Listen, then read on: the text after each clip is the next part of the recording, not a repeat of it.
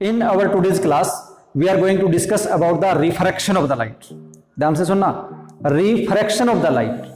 पिछली क्लास में हमने रिफ्लेक्शन ऑफ लाइट के बारे में पढ़ा और आपने पढ़ा रिफ्लेक्शन में क्या होता है, लाइट जब आती है किसी साइनी सरफेस को स्ट्राइक करती है तो जिस मीडियम से आ रही थी उसी मीडियम में वापस बाउंस बैक हो जाती है। कैसे? जैसे ये आपके पास मान लीजिए मिरर ही है, लाइट यहां से आई और यहीं पे वापस बेंड हो गई। ये जिस मीडियम था, ये ऊपर वाला कोई अलग मीडियम था, जैसे हवा थी, तो हवा से आ रहा है, एयर से आ रहा है और बाउंस बैक होके कहां चला गया, एयर में ही वापस चला गया। तो इस प्रकार का जो फिनोमेना था उसको हमने क्या बोला था, रिफ्लेक्शन ऑफ द लाइट बोला था। आज का हमारा जो टॉपिक है वो है रिफ्रैक्शन ऑफ द लाइट। क्या है? Refraction of light. लाइट का रिफ्रैक्शन क्या होता है? रिफ्लेक्शन तो आप अच्छे से समझ गए।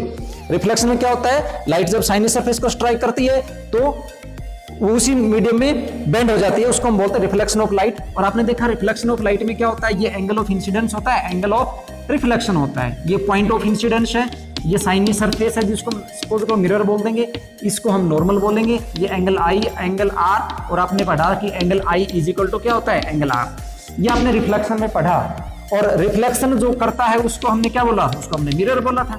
तो मिरर के बारे में भी हमने अच्छे से पढ़ा पिछली क्लास में। आज हम पढ़ने वाले हैं किसका, लाइट का रिफ्रैक्शन क्या होता है, रिफ्रैक्शन ऑफ लाइट। तो लाइट का रिफ्रैक्शन पढ़ने से पहले हम दो चीजें पढ़ते हैं, पहले वो बहुत जरूरी है, जिसको हम बोलते हैं मीडियम। और मीडियम दो टाइप से होते हैं, एक मीडियम होता है रेयर और दूसरा मीडियम होता है वो होता है डेंसर। ये कॉन्सेप्ट आप बहुत अच्छे से समझ लें, rare medium and denser medium.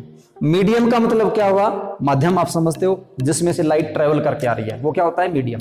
और मीडियम होते हैं दो टाइप के, rare medium and denser medium. Rare medium क्या कहेंगे, किसको कहेंगे रेयर मीडियम? तो रेयर मीडियम को पहले अगर हम स्ट्रक्चर के अकॉर्डिंग समझना चाहें तो देखो एक डायग्राम बना रहा हूं, आप इसको अच्छे से समझना।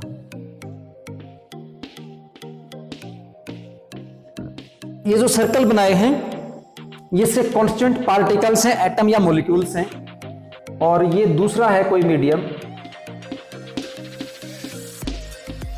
ये सर्कल है, ये इसके कांस्टेंट पार्टिकल्स हैं। तो यहां से आप क्लियरली देख पाते हो कि रेयर मीडियम के अंदर जो कांस्टेंट पार्टिकल्स होते हैं, उसके एटम्स हैं या मॉलिक्यूल्स हैं, वो एक दूसरे से दूर दूर हैं, दूर दूर हैं। तो जो मीडियम बनाएंगे वो रेयर मीडियम बनाएंगे। डेंसर में क्या होगा, कांस्टेंट पार्टिकल्स हैं वो एक दूसरे के बहुत ही क्लोज हैं। क्लोज है मतलब वो एक दूसरे के बहुत ज्यादा पास पास होने के कारण उनमें ज्यादा डेंसिटी है, डेंस ज्यादा है वो, तो इसीलिए हमने इसको क्या बोला, डेंसर मीडियम बोला। अब एग्जांपल में लिखता हूं, जैसे मैंने एक एयर लिखा और एक क्या लिखा, वाटर लिखा। तो एयर में से वाटर में से ज्यादा डेंस कौन रहेगा? आपको पता है कि हमारे पास जो मटेरियल होते हैं वो तीन टाइप से होते हैं, सॉलिड होते हैं, लिक्विड होते हैं और गैसीय होते हैं। और आप ये भी जानते हो कि सॉलिड सॉलिड क्यों होता है, लिक्विड लिक्विड क्यों होता है और गैस गैस क्यों होता है। ये सब किसका खेल है सर? कांस्टेंट पार्टिकल्स का, एटम्स का और मॉलिक्यूल्स का। आपको पता है अगर कांस्टेंट पार्टिकल एक दूसरे के बहुत ज्यादा क्लोज हैं, उनके अंदर जो बॉन्डिंग है वो बहुत ज्यादा स्ट्रॉन्ग है, उनके बीच में खाली जगह नहीं है, तो क्या होता है, सॉलिड होता है। अगर वो बहुत क्लोज तो हैं बट बॉन्ड इतने स्ट्रॉन्ग नहीं है कि एक दूसरे को बाइंड कर सकते हैं, वो स्लिप हो सकते हैं ऐसे एक दूसरे के ऊपर, तो वो लिक्विड है। और अगर कांस्टेंट पार्टिकल एक दूसरे से बहुत ज्यादा दूर है तो क्या वो गैस है। इसका मतलब गैस जो होती है, कांस्टेंट पार्टिकल बहुत दूर होती है, तो रेयर मीडियम होगा। लिक्विड गैस के कंपैरिजन में क्या है, डेंस है। क्यों? क्योंकि लिक्विड के मॉलिक्यूल गैस के कंपैरिजन में ज्यादा क्लोज होते हैं। और फिर सॉलिड गया तो सॉलिड में क्या होता है, वो लिक्विड के कंपैरिजन में ज्यादा डेंस है। क्यों? क्योंकि उसके पार्टिकल लिक्विड के कंपैरिजन में ज्यादा क्लोज है। क्लियर हो गया? तो इस प्रकार से आप क्या करते हो, कांस्टेंट पार्टिकल के अकॉर्डिंग रेयर और डेंसर मीडियम को डिवाइड कर सकते हो, इजीली इनको समझ सकते हो। अब एक बात ध्यान से रखो, कोई भी एक अकेला मीडियम कभी रेयर और डेंस नहीं होता। कोई भी अकेला मीडियम कभी हम नहीं कह सकते कि रेयर है या डेंस है। जैसे मैं एक एग्जांपल लिखता हूं, मैंने एग्जांपल लिखा वाटर का। तो वाटर का अगर मैं एयर के साथ एग्जांपल लिखता हूं तो आप देखते हो एयर आपके पास निकल के आती है रेयर मीडियम में, और वाटर जो होता है वो किस में जाता है, डेंसर मीडियम में। और दूसरा एग्जांपल मैं लेता हूं वाटर और ग्लास। तो आप देखते हो ग्लास तो क्या है, ग्लास तो सॉलिड है, तो मतलब ग्लास किस में चला गया, अब ग्लास हो गया डेंसर मीडियम, और वाटर कैसा हो गया, रेयर मीडियम। अब देखो जो वो वाटर था पहले डेंस मीडियम था, लेकिन अब क्या है, वही वाटर रेयर मीडियम है। क्यों? क्योंकि सब कुछ किसका खेल है, कंपटीशन का खेल है, और कंपटीशन जो होता है एटलीस्ट 2 के बीच में होता है, अकेला तो वही जीतने वाला है और वही हारने वाला है। तो अगर आपको कंपैरिजन करना हो तो कंपैरिजन के लिए एटलीस्ट 2 चाहिए आपको।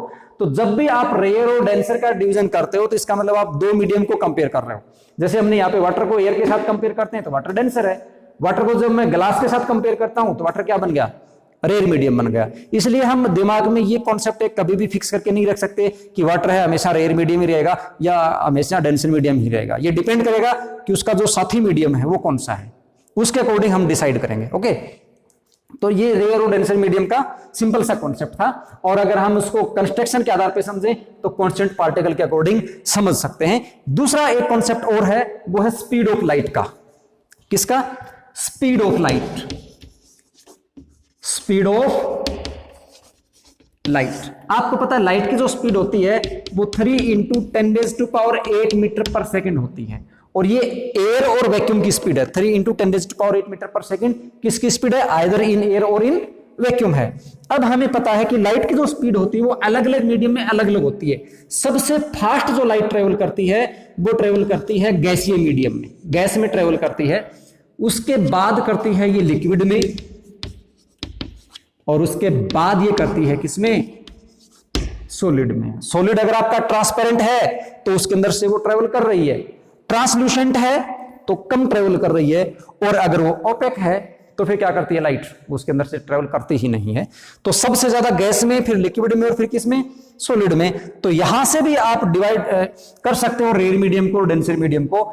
जिस मीडियम में लाइट फास्टेस्ट ट्रेवल करती है, जैसे गैस, जिस मीडियम में लाइट की स्पीड फास्टेस्ट है वो मीडियम रेयर है, और जिस मीडियम में स्पीड स्लो है वो मीडियम कैसा है, डेंसर है। देखो सबसे तेज स्पीड किसमें, गैस में, और सबसे कम स्पीड किसमें, सॉलिड में।